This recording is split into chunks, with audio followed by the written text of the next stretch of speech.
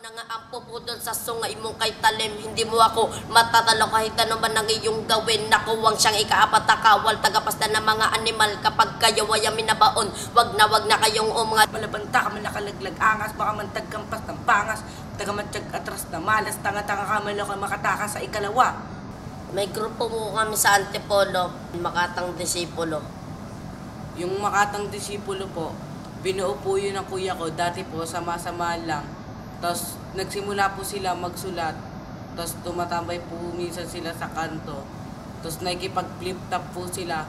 Sabi po ng kuya ko, gumawa tayo ng isang rap.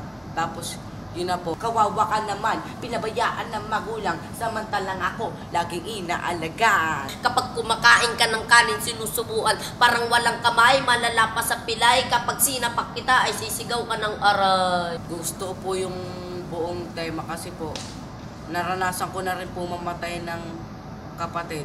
Dito po nyo po, makikita nyo po talaga kung anong hitsura sa labas ng lansangan po talaga. Gusto ko po na yung drama po, tapos yung mga flip-top po, tapos yung mga rap lang po.